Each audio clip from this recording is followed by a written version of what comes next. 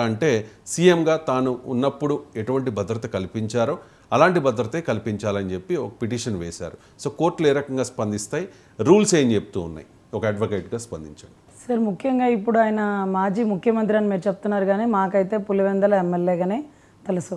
175 ఎమ్మెల్యేల్లో ఈయన ఒక ఎమ్మెల్యే, అంటే శతకోటి లింగాల్లో ఒక బోర్డు లింగం అని మామూలుగా మాట్లాడుకుంటే. సో అందరికీ లేని ప్రయారిటీ నాకే, ఎందుకంటే నేను గతంలో మాజీ ముఖ్యమంత్రిని అంటారు. సరే, what ever it may be, మాజీ ముఖ్యమంత్రికి ఇవ్వవలసిన ప్రోటోకాల్ ప్రొటెక్షన్ అంతా ఆయనకి ఇచ్చారు. అది సరిపోదట, ఇంకా కావాలట. నిన్న చెప్తున్నారు బుల్లెట్ ప్రూఫ్ వెహికల్ సరిగా పనిచేయట్లేదు, నా వెహికల్ నేను వాడుకొనివ్వట్లేదు అని. సార్, అదే బుల్లెట్ ప్రూఫ్ వెహికల్లో 14 సంవత్సరాలు ముఖ్యమంత్రిగా ఉన్న వ్యక్తి, 40 సంవత్సరాలు రాజకీయ ప్రస్థానం ఉన్న వ్యక్తి, అలిపిరి ఘటనలో బాంబు పేలుళ్ళలో గురైనటువంటి వ్యక్తి, అంత గొప్ప థ్రెట్ ఉన్న వ్యక్తి, ఎన్ఎస్జే కమాండర్లు ఉన్న వ్యక్తి కూడా అదే వెహికల్లో తిరిగారు సార్. కానీ ఈయనకు మాత్రం ఆ వెహికల్ సరలేదట. మరి ఆయన వెహికల్ ఆయన వాడుకోవాలట. అలా వాడుకోవడానికి ఫెసిలిటీస్ ఉండవు సార్. ఇంకొకటి, ప్రొడక్షన్ పెంచాలి అంటున్నారు.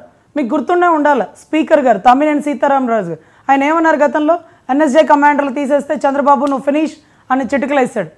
ఒక స్పీకర్ స్థాయిలో ఉన్న వ్యక్తి, ఎమ్మెల్యే కాదండి, ఎమ్మెల్యే అంటే ఒక ఎమ్మెల్యే పోట్లాడేసుకోవచ్చు, కానీ స్పీకర్ మాత్రం న్యూట్రల్గా మాట్లాడాలి. కానీ స్పీకర్ స్థాయిలో ఉన్న వ్యక్తి ఆ పదం వాడడం ఎంత తప్పండి. దాన్ని ఖండించారు అప్పట్లో ఉన్న గౌరవ జగన్మోహన్ రెడ్డి గారు, ఖండించాలి. అసెంబ్లీలో వల్లభనేని వంశీ ఇష్టాచారంగానో, కొడాలని ఇష్టాచారంగానో, ఒక ఆడబిడ్డ గురించి, లేకపోతే ఒక ముఖ్యమంత్రి గారి మాజీ ముఖ్యమంత్రి భార్య గురించి, లేకపోతే దివంగత ముఖ్యమంత్రి గారి కూతురు గురించి మాట్లాడితే ఖండించారా అండి? ఖండించాల. మరి ఈరోజు అప్పుడు ముఖ్యమంత్రిగా ఉన్నప్పుడే అసెంబ్లీని కంట్రోల్ పెట్టలేని వ్యక్తి ఈరోజు మాజీ ముఖ్యమంత్రిగా ఉన్నాడా, పులివెందుల ఎమ్మెల్యేగా ఉన్నాడా, ప్రతిపక్ష హోదా కావాలంటాడు. అరే, దేనికోసం? ప్రజల గొంతుకు వినిపించడం కోసం అని మీకు అనిపిస్తుందా? నో, అతన్ని ఆయన సేవ్ చేసుకోవడం కోసం. కానీ మీరు స్పీకర్ అంటే నాకు ఒక విషయం గుర్తొచ్చింది. మాజీ స్పీకర్ తమ్మినేని సీతారాం ఆయన అంటే ఒక రాజ్యాంగబద్ధ పదవిలో ఉన్నప్పుడు ఒక రాజకీయ నాయకుడిలా మాట్లాడకూడదు. టెక్నికల్గా ఆయన వైసీపీ ఎమ్మెల్యే అయినప్పటికీ కూడా వైసీపీ నేతగా కాకుండా పక్షపాత రహితంగా వ్యవహరించాలి.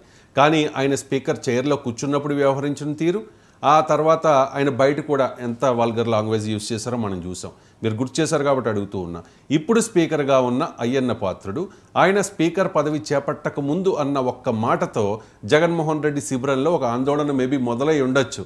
జగన్మోహన్ రెడ్డి ఓడిపోయాడంతే, చచ్చిపోలేదు అన్నారు కదా, ఓపెన్గా అన్నారు. 100%. అంటే దాని అర్థం ఏంటంటే, ఓడిపోయాడు కదా అని పక్కన పెట్టైన పని లేదు, శత్రువు బలాన్ని కూడా అంచనా వేయాలి.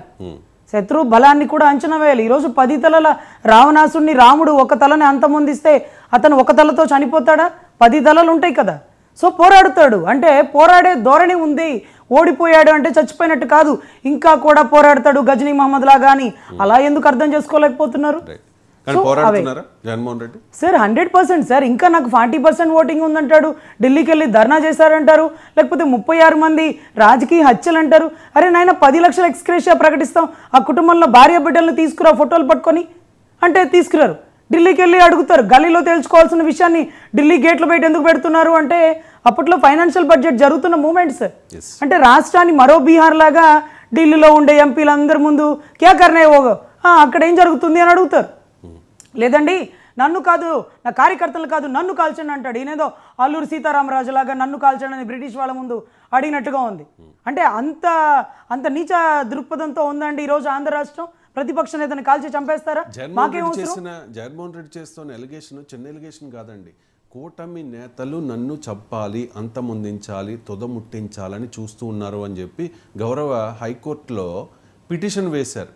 ఓకే, టెక్నికల్గా లీగల్గా ఆ పిటిషన్లో ఇలాంటి పదాలు ఇంక్లూడ్ చేస్తే ఏదైనా భద్రత కొనసాగిస్తారని అనుకున్నారో ఏమో, కానీ మరి ఇది ఎటువంటి సంకేతం వెళ్తుంది?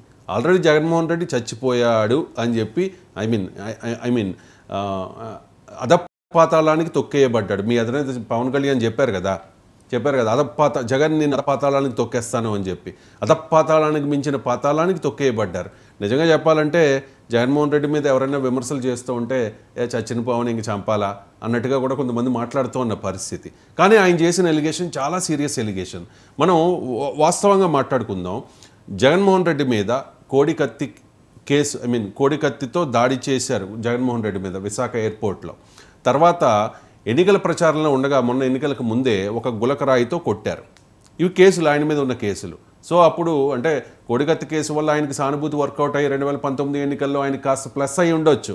కానీ గులకరాయి డ్రామా అంటే మీరు అంటారు గులకరాయి ఘటనని, దానిలో ఆయన సానుభూతి ఎందుకు పొందలేకపోయారు. సో ఇప్పుడు ఆయనకు థ్రెట్ ఉంది, ఫిజికల్గా ఎలిమినేట్ చేసే ప్రయత్నం చేస్తూ ఉన్నారు అనే ఒక పెద్ద సంచలనమైన ఆరోపణ చేశారు. ఖచ్చితంగా దానికి మరి కూటమి నేతలు సమాధానం చెప్పాల్సిందే. సార్ అతి తొందరలో జగన్మోహన్ రెడ్డి గారి మీద ఒక ఘటన జరగబోతుంది. దానికి కారణం రాష్ట్రపతి, లేకపోతే ముఖ్యమంత్రి, ఉప ముఖ్యమంత్రి, వీళ్ళ పేర్లన్నీ పెట్టేస్తారు. అసలు ఇదంతా ఎందుకు సార్?